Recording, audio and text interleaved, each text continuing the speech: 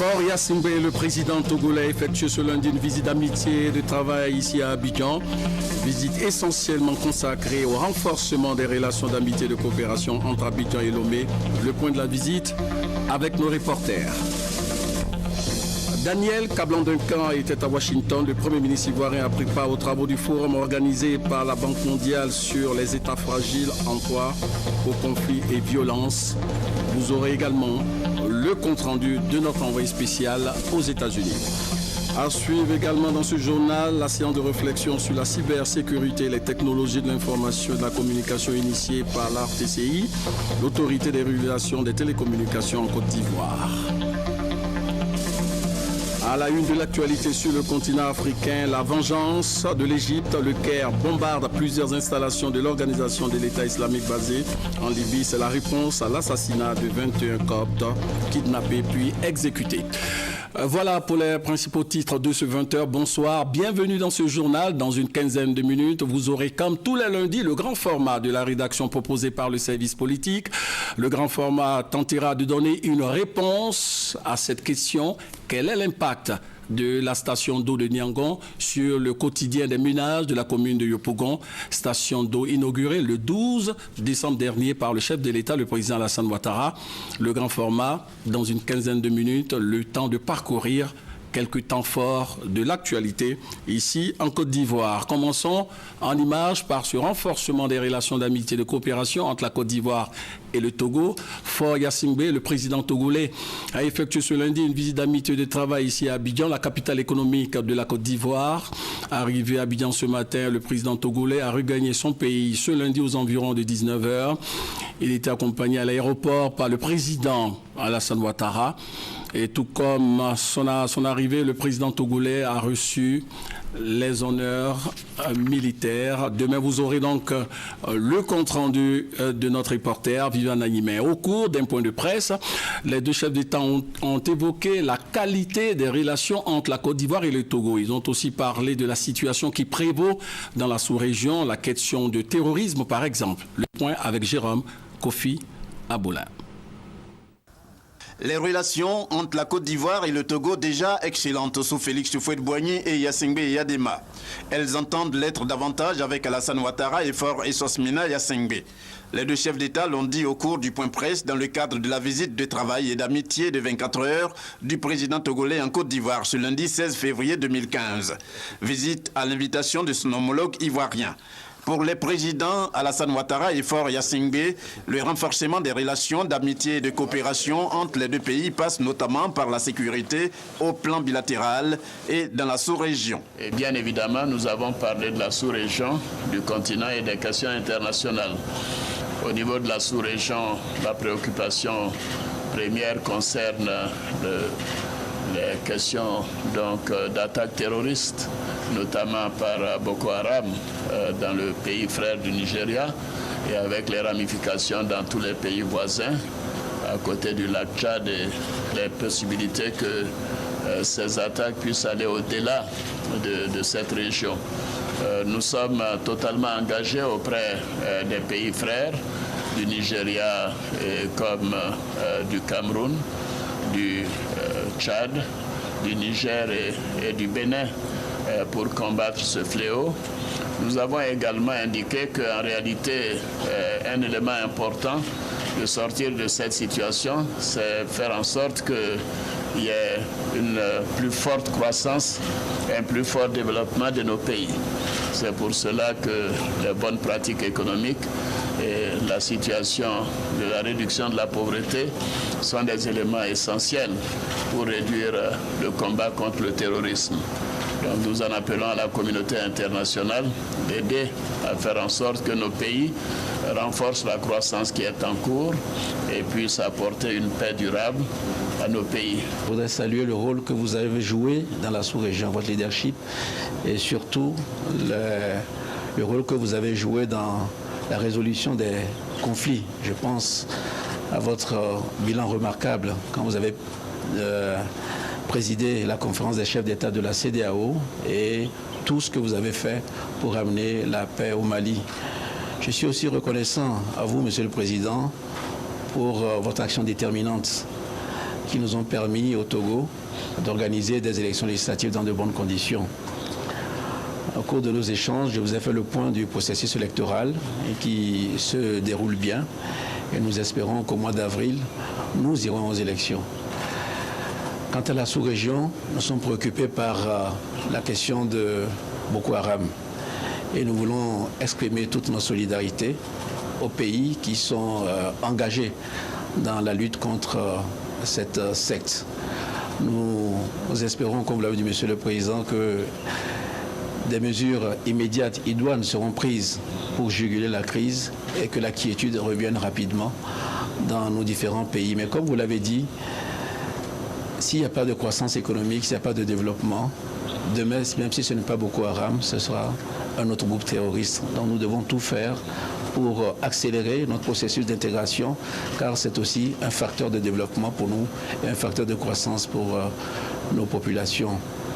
Nous avons aussi exprimé notre compassion vis-à-vis de toutes les victimes de l'épidémie de la maladie à virus Ebola et saluer l'action déterminée et énergique des chefs d'État des 3 pays affectés qui nous permettent aujourd'hui d'avoir une lueur d'espoir avec la régression de cette maladie. Néanmoins, nous devons rester vigilants et surtout penser à la reconstruction. Nous sommes réjouis du dernier sommet de l'Union du fleuve Mano et nous espérons que le prochain sommet qui est annoncé à l'Union européenne permettra de bien préparer la reconstruction, car il faut absolument que les dégâts causés par cette maladie dans tous les secteurs de la vie de ces pays puissent être réparés.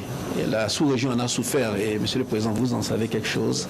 Plus vite nous sortirons de cette épidémie, mieux ce sera pour notre sous-région. Et enfin, je voudrais remercier tout le peuple ivoirien pour l'accueil qui est fait à la communauté togolaise ici. Je pense qu'elle se sent bien et je peux le mesurer à chaque fois que je viens dans votre pays par la manière dont ils me reçoivent. Saisissant l'occasion, le président togolais a félicité le président Alassane Ouattara pour le sacre des éléphants à la Coupe d'Afrique des Nations de football, session 2015.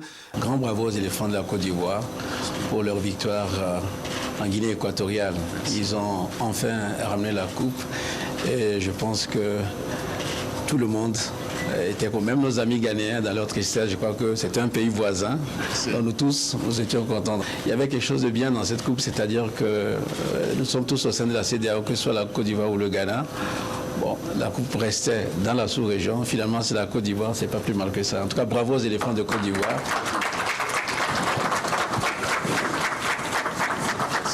Le président Faure Gnassingbé s'est dit heureux d'avoir assisté à une belle finale entre la Côte d'Ivoire et le Ghana, 2 pays de la CEDEAO.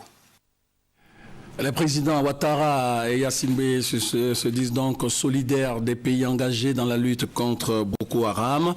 La lutte contre ce groupe islamiste qui sévit depuis 2009 au Nigeria est au centre d'un sommet extraordinaire ouvert ce lundi à Yaoundé. 10 pays de la communauté économique des États d'Afrique centrale réunis dans la capitale camerounaise veulent afficher leur unité pour lutter efficacement contre Boko Haram.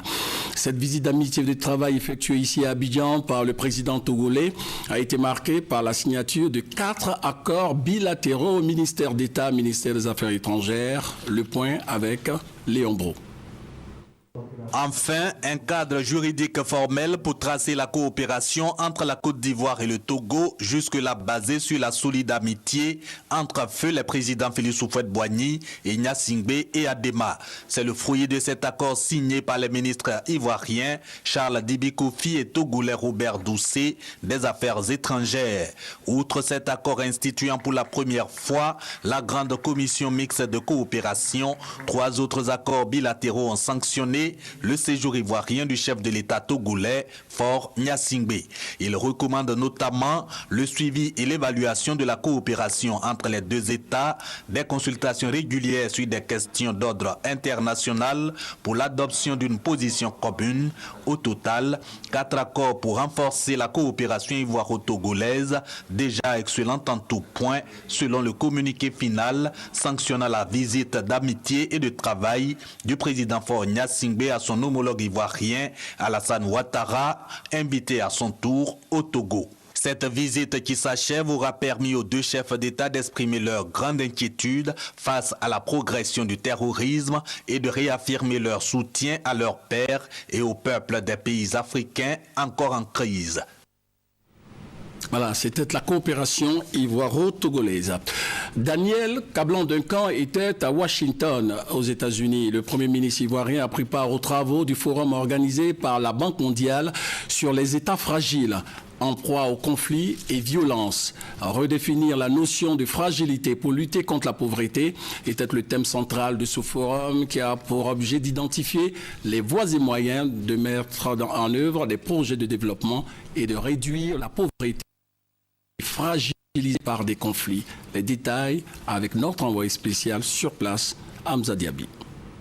Daniel Kablan-Duncan, une fois de plus à la tribune, et l'auditorium de la Banque mondiale est plein comme à chaque fois que le sujet concerne la Côte d'Ivoire. C'est le deuxième panel de haut niveau en session plénière auquel prend part le Premier ministre. Le forum FCV 2015, fragilité, conflits et violence dans les États pour la redéfinition de la fragilité et la réflexion pour éradiquer la pauvreté. La Côte d'Ivoire est en train donc de montrer aussi un exemple, parce qu'on n'a pas fait venir la Côte d'Ivoire pour rien. C'est parce que la politique mise en œuvre par le président Ouattara a permis une croissance rapide et une croissance forte et une amélioration rapide de la condition donc, des vies donc, des Ivoiriens. Et ces exemples étaient bons d'être aussi communiqués aux autres partenaires. Et vous savez que dans les interventions, moi je demandais en fait qu'on puisse faire en sorte que chacun des continents, on puisse avoir un ou deux pays, qu'on aide à sortir de la crise et qui puissent être de locomotives donc aux autres.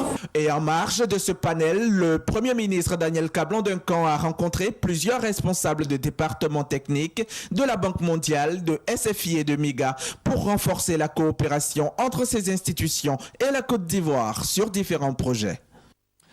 Et sur place à Washington, le ministre ivoirien chargé des TIC a mis à profit cette mission pour négocier avec les responsables chargés des technologies de l'information du groupe de la Banque mondiale. Ces négociations portent essentiellement sur la contribution de l'institution bancaire dans l'amélioration des secteurs des TIC et des transports en Côte d'Ivoire. Hamza Diaby. Transport et TIC étaient aussi à l'ordre du jour lors de l'invitation de la Côte d'Ivoire par la Banque mondiale. La Côte d'Ivoire étant un pays qui pense stratégiquement non seulement à son développement, mais également à son développement dans un contexte sous-régional, régional et global. Dans ce contexte, le transport et les technologies de l'information et de la communication sont des vecteurs essentiels d'intégration, d'efficacité et de compétitivité. Bruno Nabagné-Koné, le ministre de la Poste et des TIC qui accompagne le Premier ministre à Washington, a exploré avec le directeur TIC du groupe de la Banque mondiale comment l'institution peut intervenir dans ces secteurs. Au niveau des TIC, la réflexion a surtout porté sur l'apport des TIC au plan de la transversalité de ces technologies-là. Aujourd'hui, les TIC, il ne faut plus les voir en tant que technologies qui apportent des solutions de communication, mais les voir d'une façon plus globale et donc assurer des investissements et un développement plus cohérent et qui touche davantage les populations. Et le directeur transport et TIC de la Banque mondiale se dit favorable au projet de la Côte d'Ivoire. Le ministre a un plan très ambitieux en 5 points principaux et nous avons convenu d'examiner ce plan en plus de détails pour voir comment au niveau du groupe Banque mondiale, donc tant la banque elle-même que la SFI et MIGA, comment nous pourrons appuyer le développement de ce secteur. L'objectif de la Côte d'Ivoire est de faire passer le secteur des TIC de 7 à 15% du PIB, un objectif très ambitieux qui contribuerait à positionner la Côte d'Ivoire comme un pays d'avenir, ce qui nécessite des investissements importants, des politiques et un cadre réglementaire très sophistiqué, d'où l'implication du groupe de la Banque mondiale pour permettre sa réalisation. Nous allons parler des TIC sur place ici à Abidjan, mais avant, sachez que la Banque mondiale a publié ce lundi son rapport sur la relance économique ivoirienne après la crise. L'institution note des progrès significatifs rarement observés dans les pays en période post-crise. L'objectif de ce rapport, c'est de présenter et d'expliquer les facteurs de la croissance, les détails dans nos prochaines éditions avec le service économie de la rédaction. Abidjan, la capitale économique de la Côte d'Ivoire, abrite depuis ce matin une séance de réflexion sur la cybersécurité et les technologies de l'information et de la communication. L'atelier initié par l'ARTCI, l'autorité des régulations des télécommunications en Côte d'Ivoire, vise à mettre en place des mécanismes pour la protection des données, si vous voulez, la protection des informations à caractère personnel. Il sera également question d'élaborer une stratégie nationale pour sécuriser l'exploitation des données sur Internet. Grâce Kando. L'utilisation abusive de l'Internet aujourd'hui est devenue une préoccupation majeure pour les États du monde entier, notamment la cybercriminalité. Alors, comment éviter cette pratique néfaste ? L'autorité des régulations des télécommunications du Côte d'Ivoire, ARTCI, en partenariat avec une structure spécialisée dans le domaine d'éthique, initie un atelier de sensibilisation sur la cybersécurité. Il y a une loi que nous mettons en œuvre et pour nous l'occasion de sensibiliser les différents acteurs pour leur dire qu'il y a des infrastructures très critiques qui peuvent même bloquer un pays. Mais il vaut mieux être déjà sensibilisé à la chose, de sorte que nous puissions attaquer de fond et régler les problèmes. Cette rencontre dure 2 jours et regroupe plusieurs structures. Mes attentes, c'est éventuellement de regarder tous les aspects juridiques. Quel est le cadre juridique de la cybercriminalité aujourd'hui en Côte d'Ivoire et éventuellement quelles sont les dispositions qu'on va prendre et quelles seront les décisions éventuellement qu'on va prendre afin de pouvoir aller à l'encontre de cette nouvelle façon de traiter l'information. En matière de cybersécurité, l'État de Côte d'Ivoire a pris des dispositions. La cybersécurité est essentielle pour le développement du modèle tel qu'il fonctionne aujourd'hui. L'identification des abonnés au service de téléphonie et d'Internet, l'identification qui aujourd'hui, nous pensons, facilite énormément les enquêtes des travaux effectués par les services de police. L'institutionnalisation et le développement des activités et fonctions relatives à la sécurité des réseaux et systèmes d'information, ainsi que la mise en place d'une autorité de régulation chargée de traiter spécifiquement cette matière. Au sorti de cet atelier, une nouvelle stratégie de travail sera adoptée par la RTCI pour développer la cybersécurité en Côte d'Ivoire.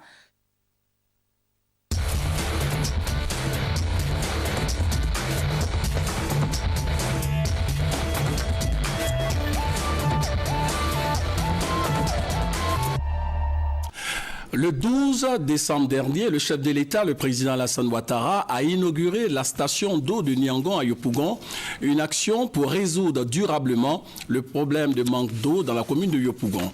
Le grand format de la rédaction proposé par le service politique tentera de donner une réponse à cette question.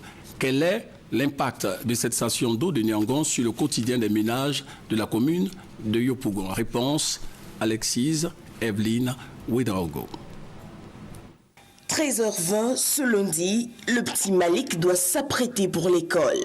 Sa mère ne se presse pas, elle a même le temps de suivre les informations. Il y a quelques mois pourtant à cette heure, nous ne l'aurions pas trouvé devant son petit écran, mais plutôt au quartier voisin, une bassine pleine d'eau sur la tête. Depuis le mois de décembre, pourtant, plus besoin de supplice, l'eau est là à sa portée. Je me réveille à 4h30, 4h, 3h, puis l'eau, je fais le laver mes enfants, 6h30. C'est bon, je lave mes enfants. Après, je cherche l'eau encore pour venir préparer. Le soir, même chose. C'est comme ça chaque jour. Je cherche l'eau chaque jour. Donc, c'était pas vraiment facile, c'était très difficile. 13h30, le petit Malik peut prendre une douche joyeuse avant de partir pour l'école.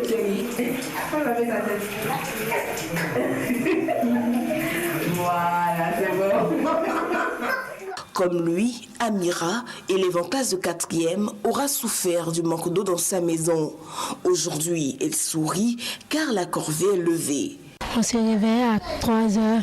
Pour aller puiser de l'eau, avant de se laver, pour aller à l'école. Donc c'était pas facile. Quand j'arrive en classe, il sommeille en classe en même temps.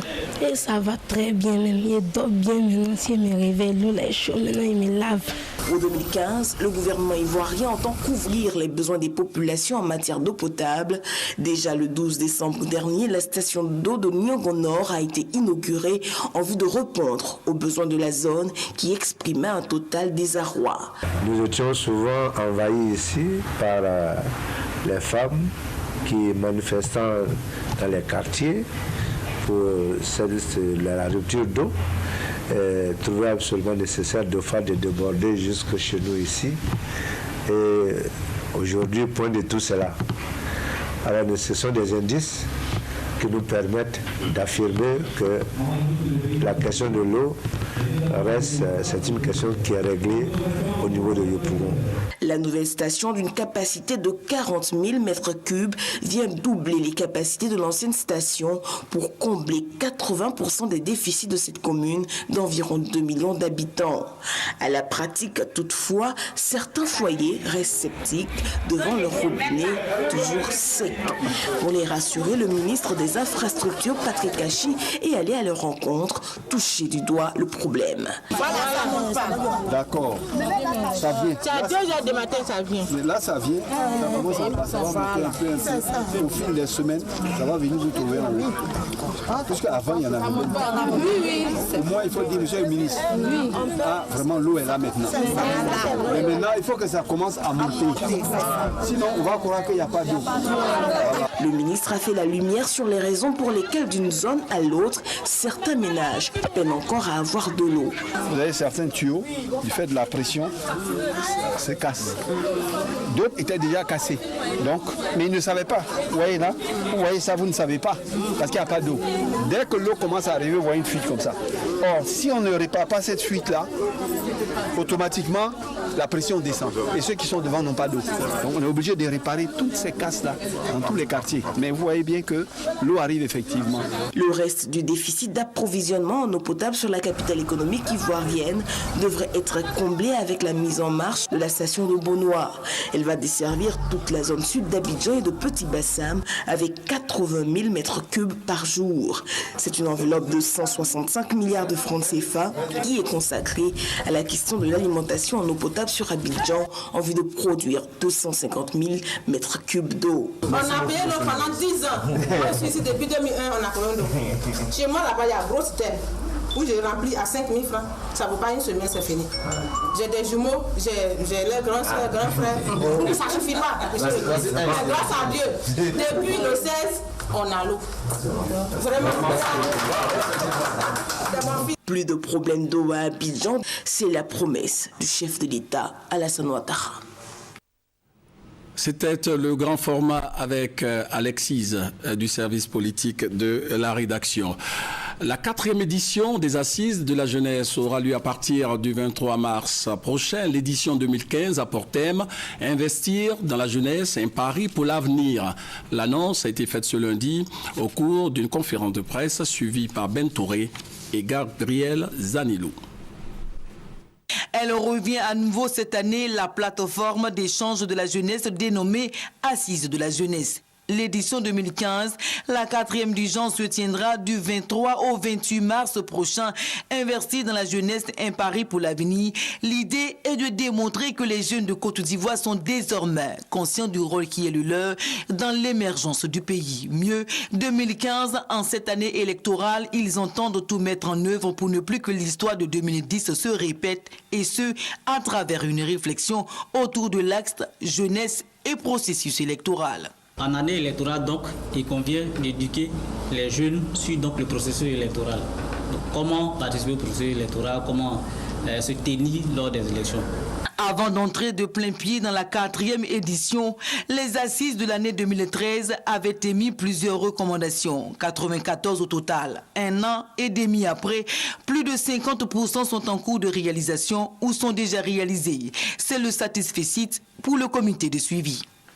Le nombre de bénéficiaires était fixé avec l'appui de la Banque mondiale pour les stages, l'entrepreneuriat et consorts, tout a été fixé à 27 500. Donc les assises ont demandé à ce que ce nombre-là soit réduit à 50 000. Aujourd'hui, quand on fait le calcul, à la fin, donc il y a une deuxième phase qui est initiée, mais à la fin, on aura près de 57 900. Tout n'est donc pas réglé. Le souhait du comité de suivi, c'est de reconduire les recommandations en suspens à l'édition 2015. Cette 4e assise de la jeunesse sera aussi l'occasion de réfléchir sur les questions liées à la drogue, au VIH/SIDA, aux enlèvements des enfants, des maux qui plombent le devenir de nombreux jeunes. Les maires et les préfets ont été associés à la sensibilisation des populations sur les audiences foraines. Un accent tout particulier a été mis sur l'identification des personnes n'ayant pas d'acte d'état civil en Côte d'Ivoire. Des précisions dans nos prochaines éditions. Le secrétaire exécutif du PDCI-RDA a effectué récemment une tournée dans la région du Poro.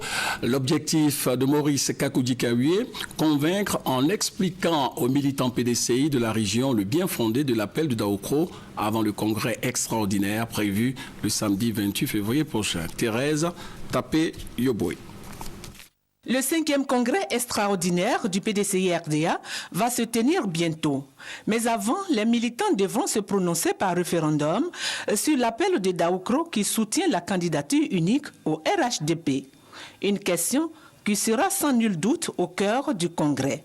C'est donc pour expliquer le bien fondé de cet appel de Daoukro que le secrétaire exécutif du PDCI, Maurice Kakoudi-Kaoué, effectue une tournée dans plusieurs régions du pays. Tout est parti d'ici, en 1945, quand le président Houphouët-Boigny a eu l'ambition de devenir député de la Côte d'Ivoire. Ça a été l'appel de Golo pour aller vers le sud. Et aujourd'hui, un appel se fait entendre du sud pour venir vers le nord, qu'on appelle l'appel de Daoukro. Notre salut se trouve à RHDP. Les délégués des régions du Poro, de la Bagoué, ont rassuré l'envoyé du président Henri Konan Bédié. Selon eux, les militants disent déjà oui à l'appel de Daoukro. Un appel qui traduit la volonté du président du PDCI-RDA de cultiver la paix, de contribuer à œuvrer pour le développement et le renforcement de la cohésion sociale et de la réconciliation en Côte d'Ivoire.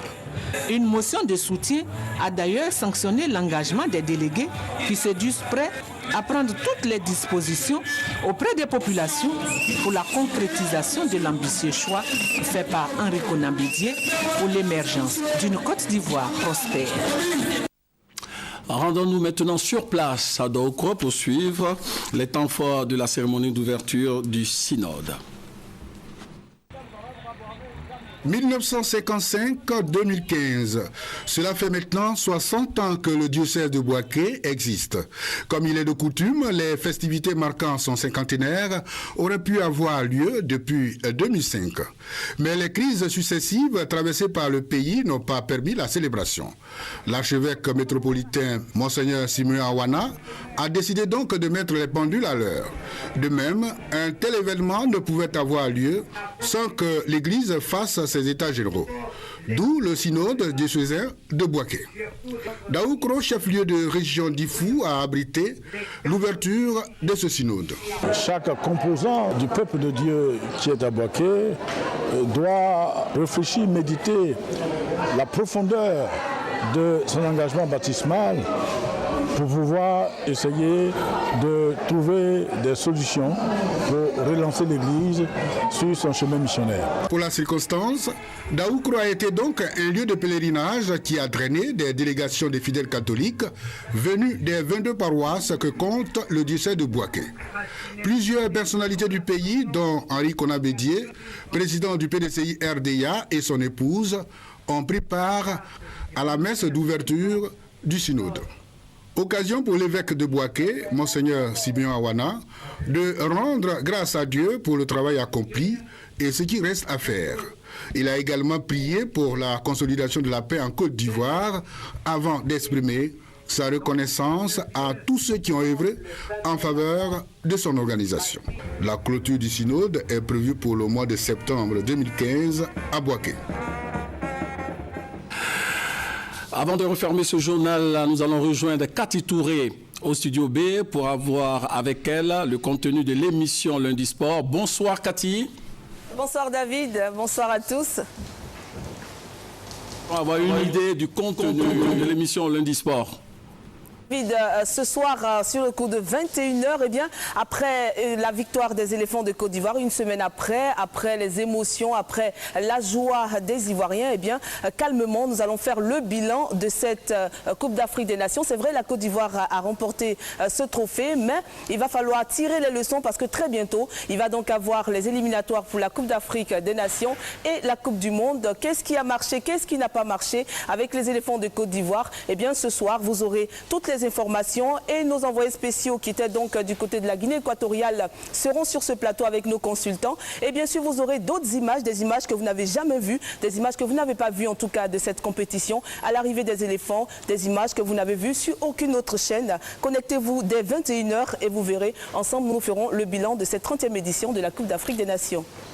Cathy, j'ai bien voulu te poser une autre question, mais il est déjà l'heure. Donc je demande aux téléspectateurs de suivre Lundi Sport de 21h pour avoir d'autres images qui ne sont pas passées en direct et aussi avoir d'autres informations sur l'équipe nationale avec tous les joueurs qui sont retournés dans leur club, qu'est-ce qu'ils deviennent avant de pouvoir les retrouver très bientôt pour les éliminatoires des autres compétitions.